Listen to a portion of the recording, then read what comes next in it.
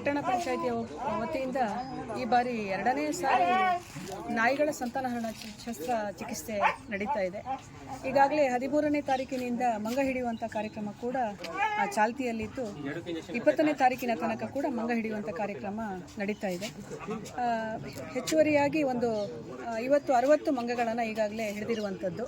ಅದರಲ್ಲೂ ವಿಶೇಷವಾಗಿ ನಮ್ಮ ಮಾಜಿ ಅಧ್ಯಕ್ಷರಾದಂಥ ಸಂದೇಶ್ ಜವಳಿ ಅವರ ವ್ಯಾಪ್ತಿಗೆ ಬರುವಂಥ ವಾರ್ಡಿನಲ್ಲಿ ರಾಮೇಶ್ವರ ದೇವಸ್ಥಾನದ ಹತ್ತಿರ 15ರಿಂದ ಸರಾಸರಿ 20 ನಾಯಿಗಳನ್ನು ಹಿಡಿದಿರುವಂಥ ಒಂದು ಹೆಗ್ಗಳಿಕೆ ನಮ್ಮ ಪಟ್ಟಣ ಮಂಗಗಳನ್ನು ಹಿಡಿದಿರುವಂಥ ಹೆಗ್ಗಳಿಕೆ ನಮ್ಮ ಪಟ್ಟಣ ಪಂಚಾಯಿತಿಯದ್ದು.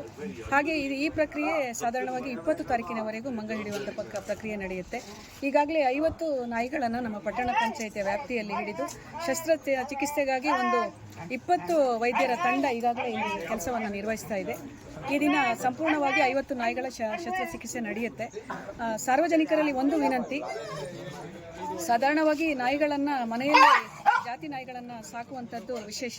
ಆದರೆ ಈ ಕಂತ್ರಿ ನಾಯಿಗಳನ್ನು ಕೂಡ ತಮ್ಮದೇ ಮನೆಯಲ್ಲಿ ಸಾಕಿ ಅಂಥ ನಾಯಿಗಳಿಗೆ ಬೆಲ್ಟನ್ನು ಹಾಕಿ ಅವುಗಳ ಒಂದು ಯಾವುದೇ ವಿಶೇಷವಾದಂಥ ಆರೈಕೆಗಳನ್ನು ಕೂಡ ಮಾಡದೆ ದಾರಿಯಲ್ಲಿ ಬಿಟ್ಟು ಈ ನಮ್ಮ ಬಜೆಟ್ನಲ್ಲಿ ಏನು ಹಣ ಬರ್ತದೆ ಅಷ್ಟಕ್ಕೆ ಮಾತ್ರ ಸೀಮಿತವಾಗಿ ನಾವು ಕಾರ್ಯಕ್ರಮಗಳನ್ನು ನಿರ್ವಹಿಸಬೇಕು. ನಾಯಿ ಹಿಡಿಯುವಂಥ ಕಾರ್ಯಕ್ರಮ ಈ ನಿಟ್ಟಿನಲ್ಲಿ ಅವರು ಕೂಡ ತಮ್ಮ ನಾಯಿಗಳನ್ನು ಬಿಟ್ಟು ಈ ಏನು ಶಸ್ತ್ರಚಿಕಿತ್ಸೆ ಇದೆ ಅದನ್ನು ಮಾಡಿಸಿ ಅಂತ ಕೇಳ್ಕೊಳ್ತಾರೆ. ಅದು ತಪ್ಪು. ಅವರು ಸಾಕಿದಂಥ ನಾಯಿಗಳನ್ನು ಅವರೇ ಜವಾಬ್ದಾರಿಯನ್ನು ವಹಿಸಿ ಅವರು ಆ ಒಂದು ಶಸ್ತ್ರಚಿಕಿತ್ಸೆ ಆಗಿರಬಹುದು, ಅವುಗಳ ಆರೈಕೆ ಆಗಿರಬಹುದು ಮಾಡಬೇಕು. ಈ ನಿಟ್ಟಿನಲ್ಲಿ ಸಾರ್ವಜನಿಕರು ಸಹಕರಿಸಬೇಕು ಪಟ್ಟಣ ಪಂಚಾಯತಿ ಜೊತೆಯಲ್ಲಿ ಅಂತ ನಾನು ಕೇಳ್ಕೊಳ್ತೀನಿ. ಯಾಕೆ ಅಂತ ಹೇಳಿದರೆ ಸಾಧಾರಣವಾಗಿ ನಾಯಿಗಳ ಸಂತತಿಯನ್ನು ಜಾಸ್ತಿ ಮಾಡಲಿಕ್ಕೆ ಆಗುತ್ತೋ ಇಲ್ವೋ, ಆದರೆ ಇರುವಂಥದ್ದನ್ನು ಕ್ರಮೇಣವಾಗಿ ಹತೋಟಿಯಲ್ಲಿ ತರಬೇಕಾದಂಥ ಅನಿವಾರ್ಯತೆ ಇರೋದರಿಂದ ಪಟ್ಟಣ ಪಂಚಾಯಿತಿ ಜವಾಬ್ದಾರಿಯನ್ನು ವಹಿಸುತ್ತೆ. ಒಂದು ನಾಯಿಗೆ 860 ರೂಪಾಯಿಗಳ ಒಂದು ಖರ್ಚು ಬೀಳುತ್ತೆ. ಶಸ್ತ್ರಚಿಕಿತ್ಸೆ ಆದ ನಂತರ 3ರಿಂದ 5 ದಿನ ಅವುಗಳ ಆರೈಕೆ ಮಾಡಬೇಕು, ಅವುಗಳಿಗೆ ಆಹಾರವನ್ನು ಒದಗಿಸಬೇಕು. ಈ ನಿಟ್ಟಿನಲ್ಲಿ ಪಟ್ಟಣ ಪಂಚಾಯಿತಿಯ ಜವಾಬ್ದಾರಿ ಬಹಳ ಇದೆ.